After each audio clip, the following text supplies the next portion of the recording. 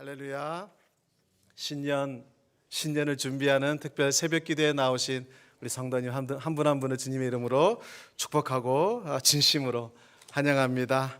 우리 계속해서 또 요한계시록 말씀을 통해서 우리 함께 이 은혜를 나누고 있는데요. 오늘 본문은 요한계시록 21장 9절에서 21절까지의 말씀입니다. 저와 여러분이 한 절씩 교독하여 봉독하도록 하겠습니다.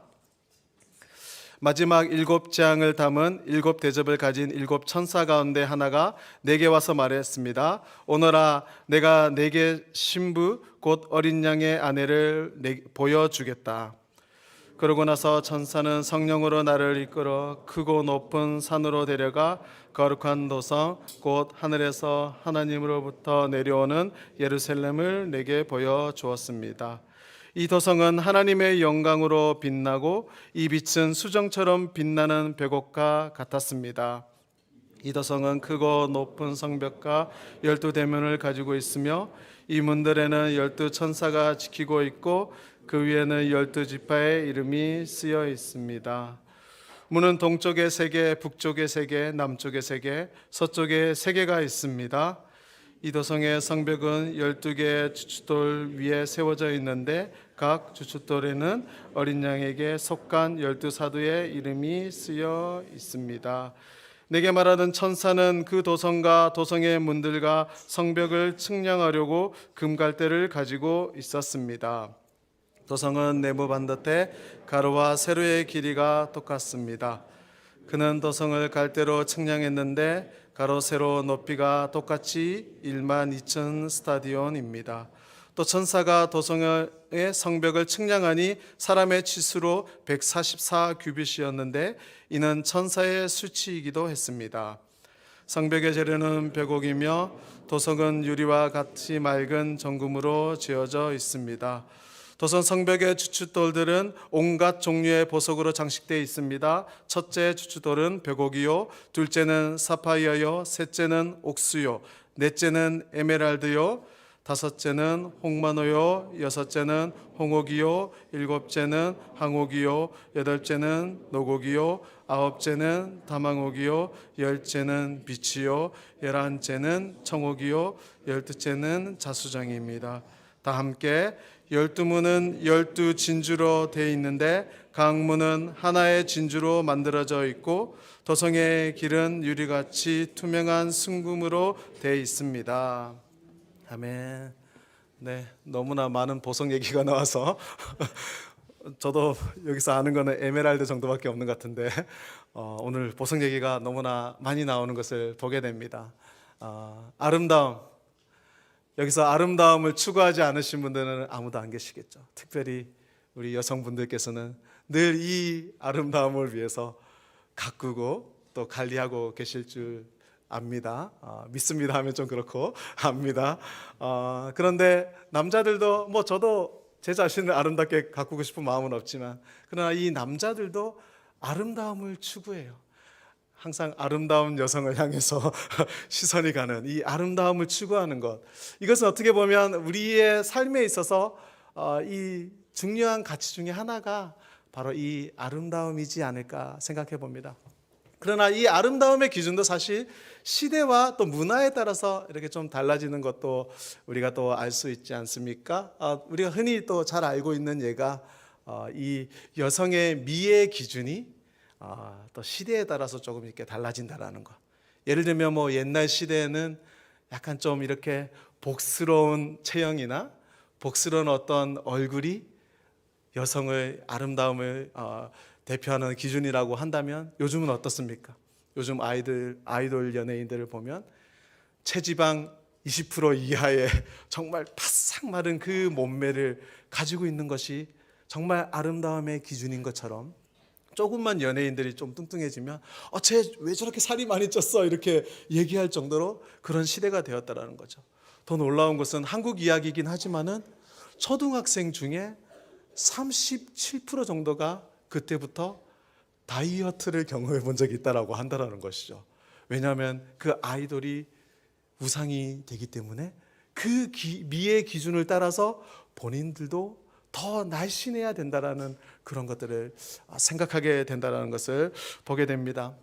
그러나 이 시대에 따라서, 문화에 따라서 아름다움의 기준은 달라질 수 있지만, 그러나 그 시대와 문화에 있어서도 변하지 않는 아름다움의 기준이 있다면 그것이 무엇이겠습니까? 바로 그것이 보석이라는 것이죠. 가장 가치 있는 것, 가장 소중한 것을 표현하는 것. 이것이 그래서 이 보석이라는 것은 그 시대를 넘어서 지금 우리가 있는 이 시대 가운데서도 아름다움의 진리로서 그 자리를 매김하고 있다라는 것입니다. 특별히 오늘 본문은 새 하늘과 새 땅이 나타난 이후에 어제 이야기죠. 그런 다음에 새 예루살렘이 등장하는 어떤 구체적인 그 본문을 담고 있습니다. 처음에는 이것을 어떻게 설교해야 될까 정말 저도 난감하긴 했지만 하나님께서 그래도 지혜를 주셔서 오늘 말씀 은혜 가운데 준비했는데요. 그런데 중요한 것은 이 새 예루살렘이 존귀하고 그 아름다움을 표현하는 하나의 중요한 모티브, 그게 있다면 바로 이 보석이라는 것이죠. 그래서 오늘 이 보석 이야기들이 이 예루살렘 안에서 많이 표현되는 것을 볼 수 있는데, 그렇다면 먼저 이 환상 가운데에서 사도 요한이 봤던 이 새 예루살렘은 무엇인가에 대해서 먼저 저와 여러분이 알아보기를 원합니다. 오늘 본문 9절과 10절 말씀 다시 한번 읽어보도록 하겠습니다. 시작. 마지막 7장을 담은 7대접을 가진 7천사 가운데 하나가 내게 와서 말했습니다. 오너라, 내가 내게 신부 곧 어린 양의 아내를 보여주겠다. 그러고 나서 천사는 성령으로 나를 이끌어 크고 높은 산으로 데려가 거룩한 도성 곧 하늘에서 하나님께로부터 내려오는 예루살렘을 내게 보여주었습니다. 네, 구절을 보시면 여기에 명확한 힌트가 있다라고 생각을 합니다. 천사 중에 하나가, 7대접을 가진 천사 중에 하나가 이렇게 말을 하면서 소개하죠. 내가 신부 곧 어린 양의 아내를 내게 보여주겠다라고 이야기하고 있습니다. 어린 양의 아내, 신부는 무엇을 이야기하고 있습니까? 이 신부의 비유는 계시록의 19장에서부터 등장하기 시작했는데요. 바로 교회를 나타내는 하나의 비유적인 표현이라는 것이죠. 그런데 오늘 본문에서는 좀 더 재밌는 표현이 있습니다. 신부에서 이제 아내라는 이 표현이 처음 오늘 등장을 하는 것을 보게 된다는 것이죠. 어떻습니까? 결혼을 하는 상대에 있어서는 신부라고 표현을 하지 않습니까?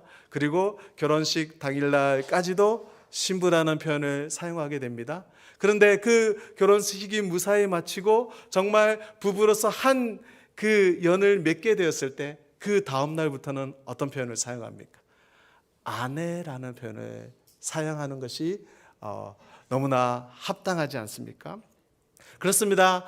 그렇듯 우리 주님이 오시는 그날에는 교회인 우리 모두가 이제 그 어린 양의 혼인잔치에 참여하게 되고 진정으로 주님과 하나 되는, 그 정말 아내와 같이, 부부와 같이 하나 되는 경험을 하게 된다는 것이죠. 우리가 흔히 잘 알고 있는 창세기 25장에 남녀가 한 몸이 되어서 합하여 한 몸을 이룰지어다라는 그 말씀 너무나 잘 알고 계시죠. 이것은 어떤 남녀에 대한 이야기, 부부에 대한 신비로 우리가 알고 있지만, 그러나 이 놀라운 부부의 신비가 하나님과 교회가 참된 하나를 이루어 나가는 그 말씀의 성취로 계시록에 보여주고 있다라는 것입니다. 그렇다면 이 아내가 된 예루살렘, 새 예루살렘의 교회의 모습은 어떠한 모습이겠습니까? 오늘 본문 11절에서 14절까지 다시 한번 읽어보도록 하겠습니다. 시작. 이 도성은 하나님의 영광에 빛나고 그의 빛은 수정처럼 빛나는 벽옥과 같았습니다. 이 도성은 크고 높은 성벽과 12대문을 가지고 있으며 이 문들에는 12천사가 지키고 있고 그 위에는 12지파의 이름들이 쓰여져 있습니다. 문은 동쪽에 3개, 북쪽에 3개, 남쪽에 3개, 서쪽에 3개가 있습니다. 이 도성의 성벽은 12개의 주춧돌 위에 세워져 있는데 각 주춧돌에는 어린 양에게 속한 12사도의 12이름이 쓰여 있습니다.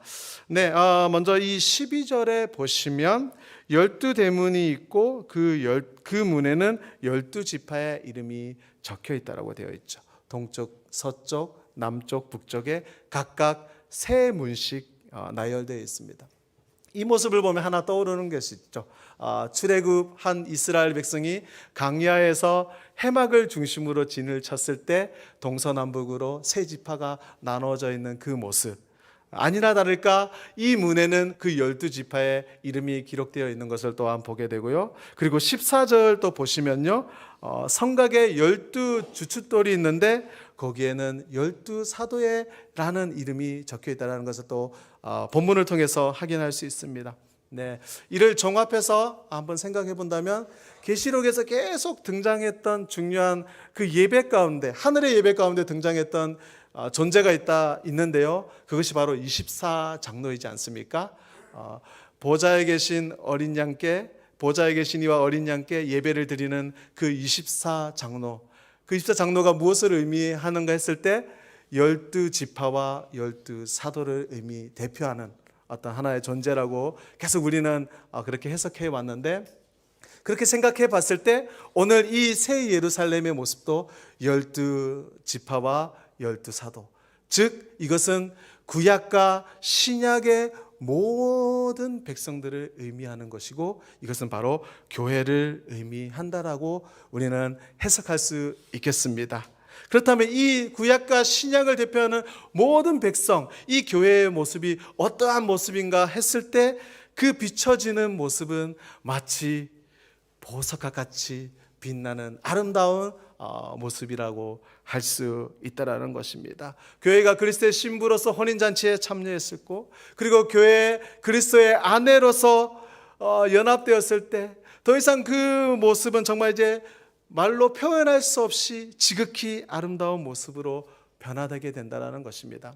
우리 한 명 한 명이 주님께서 교회로 부르셨을 때 그러한 아름다운 신부, 그 보석과 같이 빛나는 존재로서 우리를 부르셨다라고 말할 수 있다라는 것입니다. 그렇기 때문에 이 시간 우리 서로에게 축복하며 이런 말을 한번 전해봤으면 좋겠습니다. 새벽에 부시시한 모습으로 나오셨겠지만 외면을 보지 아니하고 중심을 보시면서 이렇게 우리 서로를 바라면서 좀 축복했으면 좋겠습니다. 당신은 가장 아름다운 그리스도의 교회입니다. 당신은 가장 아름다운 그리스도의 교회입니다. 그렇습니다. 여러분의 외모가 어떠하든지 저 같은 체형이 어떠하든지 우리는 그리스도의 아름다운 신부일 줄 믿습니다. 아멘. 네, 그런데 여기서 더 중요한 것이 하나 있습니다. 여기서 멈추면 안 돼요. 성경이 오늘 본문이 말하는 여기서 한 발짝 더 나아가야 되는데, 이 지극히 귀한 보석과 같이 우리가 빛나는 이유가 무엇일까요? 했을 때 그것이 바로 하나님의 영광이 있기 때문이라고 오늘 본문은 우리에게 가르쳐주고 있다는 것인데요. 11절을 다시 한번 보실까요? 11절 한번 다시 읽도록 하겠습니다. 시작. 이 도성은 하나님의 영광으로 빛나고 이 빛은 수정처럼 빛나는 벽옥과 같았습니다. 그렇습니다. 아무리 아름답고 빛나는 보석이라 할지라도 칠흑과 같은 어둠 속에 있다면 그 보석은 어떠합니까? 단순히 견고하고 딱딱한 하나의 돌에 불과하게 될 것이라는 것이죠. 이 보석이 빛이 나는 조건이 있다면 그것이 무엇입니까? 바로 빛이 있어야 된다는 것이죠. 보석은 스스로 그 빛을 드러내는 존재가 아니라 그 빛을 받아서 그 빛을 반사하는, 그래서 보석이 빛나 보이는 존재라는 것입니다. 그렇다면 이 빛이라는 것이 무엇을 우리에게 말해주고 있습니까? 바로 오늘 본문에 적혀 있든지 이 도성은 하나님의 영광으로 빛나고 바로 하나님의 영광이요 하나님의 임재라는 것입니다. 사랑하는 여러분, 오늘 본문을 통해서 우리는 교회의 모습이 어떠해야 되는지를 분명하게 확인할 수 있게 되었다는 것이죠. 우리 교회를 참 부러워하는 교회 분들이 많더라고요. 자랑하는 건 아니지만 특히 라운지를 봤을 때 저도 깜짝 놀랐어요. 여러 가지 정말 시설이 잘 마련되어 있고 일본 땅에서 쉽지 않지 않습니까? 세련되어 있고 그리고 또 정말 훌륭하시고 정말 또 탁월하신 분들이 아무리 우리 교회 안에 많이 모여 있다 할지라도 그곳에 이 교회 가운데 하나님의 임재가 없다라면 어떠한 모습이겠습니까? 그저 딱딱하고 딱딱할 뿐만 아니라 누군가에게 상처를 줄 만큼 날카로운 그러한 보석과 같은 존재가 되어 있지 않겠습니까? 우리 교회는 하나님의 임재와 하나님의 영광이 충만한 교회입니까? 이 부분에 있어서는 오늘 우리가 기도해야 될 주제, 직장과 학업에 대해서도 같이 생각해 볼 수 있을 거라 생각합니다. 이 직장과 학업을 생각했을 때 어떻게 보면 우리가 교회 밖의 삶, 교회 밖에서의 삶, 이 땅에 나아가서 크리스찬으로서 어떻게 살아가야 될 것인가에 대해서 우리가 생각해 보게 되는 하나의 주제라고 생각할 수 있겠습니다. 이렇게 얘기하면 세상으로 나아가는 교회의 모습이라고 할 수 있겠죠. 그리고 좀 더 좀 유식한 척을 하면서 성교학적으로 이것을 표현하자면 원심적인 성교. Y 미션을 좀 들으신 분은 한번 들어보셨을 것 같습니다. 원심적인 중심에서 밖으로 점점 퍼져나가는, 그러니까 세상으로 복음이 전파되는 그 모습의 선교라고 할 수 있겠습니다. 그런데 우리가 세상 가운데에서 나아가면서 복음을 전하며 나아가지만 또한 우리에게 또 하나 필요한 것이 있다라고 한다면 그것은 바로 또 선교학적으로 이야기하는 구심적인 선교라는 것이죠. 구심적인 선교라는 건 무엇입니까? 예루살렘 중심으로 복음이 있다라는 것이죠. 구약의 시대에 모든 열방이 예루살렘으로 모여서 그것 가운데 계시는 하나님의 임재를 보고 하나님을 만나고 그리고 구원을 받게 된다라는 것. 이것이 구약에 드러나게 되는 구심적인 선교라는 것인데, 우리는 예수 그리스도의 그 사명을 받고 땅끝까지 복음을 전하며 나아가는 존재인 것은 맞습니다. 그러나 우리에게 구약의 이스라엘 백성에게 주어 주었던 하나님의 그 구원과 그 선교적인 그 본질적인 역할은 지금의 이 신약의 시대를 살아가고 있는 원심적인 선교를 하고 있는 우리에게도 여전히 동일하게 바뀌지 않고 주어져 있다라는 것이죠. 그것은 무엇입니까? 우리를 통해서 하나님의 영광이 드러나는 것이죠. 우리가 가 있는 그곳에서 하나님의 영광이 드러나고 우리를 통해서, 우리의 보석을 통해서 하나님의 빛이 발하여 그들이 어둠 가운데서 주님께 돌아온다라는 것입니다. 그 빛을 발하기 위해서 우리에게 필요한 것이 무엇이냐고 했을 때 그 영광, 바로 하나님의 임재가 우리 가운데 있느냐라는 것입니다. 그 영광이 있기에 우리가 그 임재를 사모해야 되기 때문에 우리가 어느 상황, 어느 가운데 있을지라도, 우리의 직장과 학업 가운데 있는다 할지라도 그곳 가운데 우리는 예배자로 설 수 있어야 되고 예배를 드릴 수 있어야 된다는 것입니다. 그 예배를 통해서 우리가 그 하나님의 임재가 충만했을 때 어떻게 됩니까? 예루살렘 교회로서 우리를 보고 열방이, 우리의 주변 사람들이 주님께 돌아가게 되는 놀라운 일들이 일어나게 된다라는 것입니다. 우리 한 분 한 분이 그러한 존재로 설 수 있기를 주님의 이름으로 축원합니다. 그런데 이것을 또 다른 표현으로 드린다면 이 교회가 바로 제사장적인 사명을 감당해야 된다라고 말씀드릴 수 있겠습니다. 오늘 본문 19절에서 20절 또 저와 여러분 한번 읽도록 하겠습니다. 시작. 도선 성벽의 주추돌들은 온갖 종류의 보석으로 장식되어 있습니다. 첫째 주추돌은 벽옥이요, 둘째는 사파이어요, 셋째는 옥스요, 넷째는 에메랄드요, 다섯째는 홍마노요, 여섯째는 홍옥이요, 일곱째는 항옥이요, 여덟째는 노곡이요, 아홉째는 다망옥이요, 열째는 빛이요, 열한째는 청옥이요, 열째는 자수정입니다. 네, 보석 이야기가 잔뜩 이렇게 나오는데 성곽의 주축들에 대한 이야기를 하고 있습니다. 12개의 보석이 나오는데 이 각각 보석에 대해서는 오늘 설명하지는 않겠습니다. 이 보석에 대해서 좀 참고할 만한 것이 있다고 한다면 목요 여성 예배 때 후쿠자마 마키토 목사님께서 너무나 이 보석에 대해서 너무 설명을 잘해 주신 부분이 있는데 유튜브 영상에 꼭 참조하시면 도움이 되실 거라 생각합니다.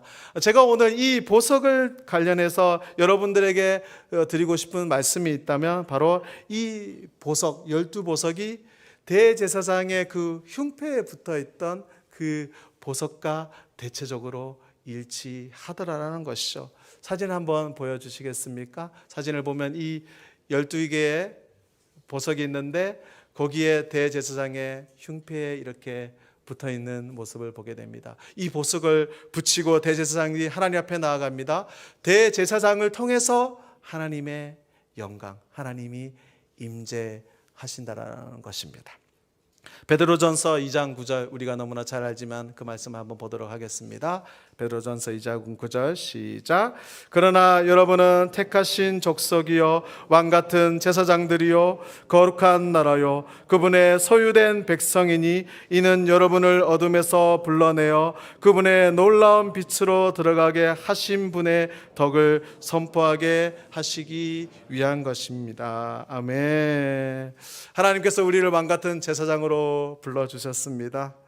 오늘 본문의 그 제사장적인 교회의 모습과 일치한다라고 생각하게 되는데요. 그렇다면 이 왕같은 제사장, 하나님의 소유된 백성이 이 땅 가운데서 해야 될 것이 무엇입니까? 좀 전에 베드로전서 2장 9절에 읽었던 것처럼 빛이신 그리스도의 덕을 세상 가운데 전한다라는 것이죠.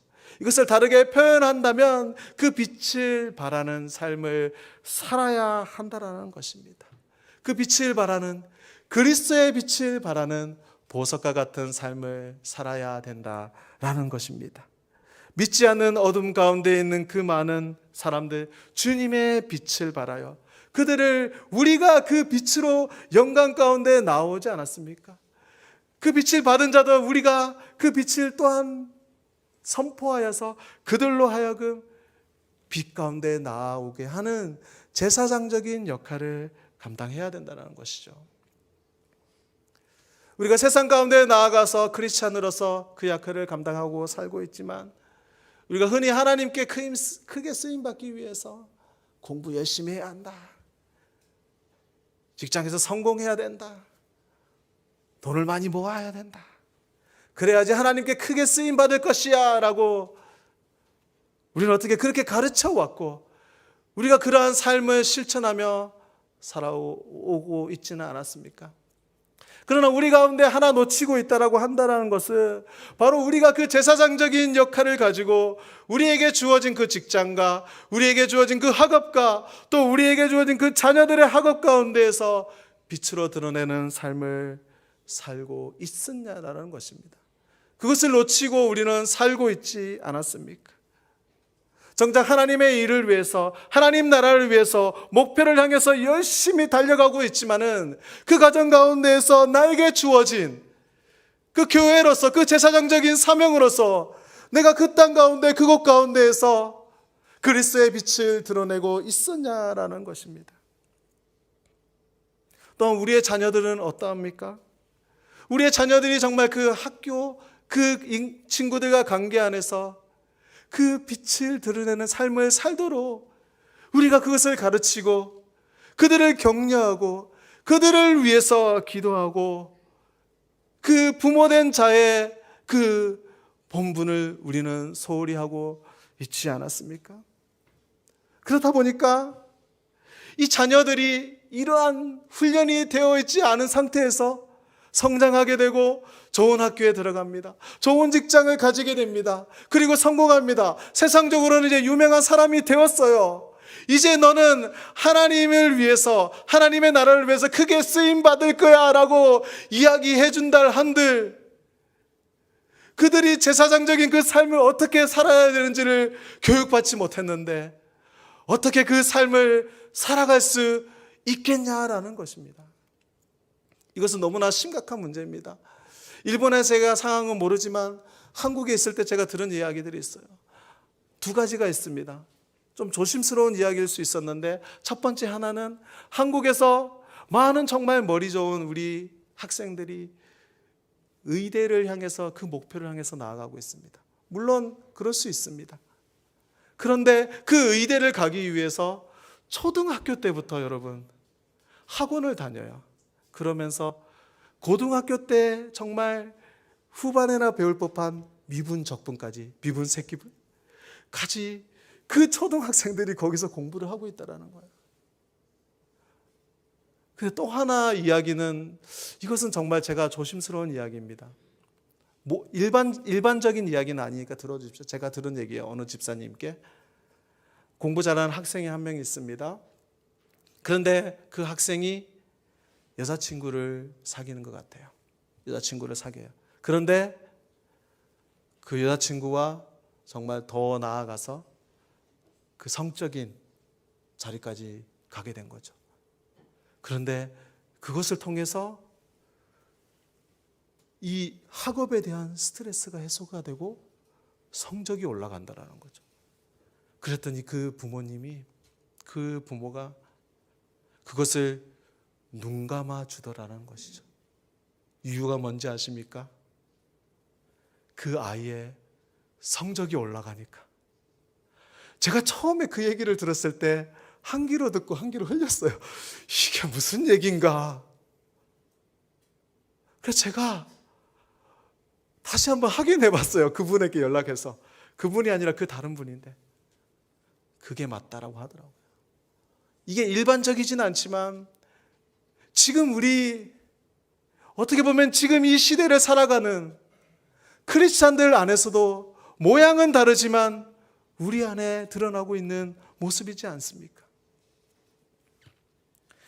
우리는 이 말씀을 함께 붙잡았으면 좋겠습니다. 이 말씀 우리가 너무나 잘 알지만 다시 한번 붙잡았으면 좋겠습니다. 로마서 12장 1절에서 2절 말씀 다시 한번 저와 여러분이 붙잡고 나아가기를 원합니다. 함께 읽도록 하겠습니다. 시작. 그러므로 형제들이여, 내가 하나님의 자비하심으로 여러분에게 권합니다. 여러분의 몸을 하나님께서 기뻐하시는 거룩한 산 제물로 드리십시오. 이것이 여러분이 드릴 영적 예배입니다. 여러분은 이 세대를 본받지 말고 오직 마음을 새롭게 함으로 변화를 받아 하나님의 선하시고 기뻐하시고 온전하신 뜻이 무엇인지 분별하도록 하십시오. 아멘.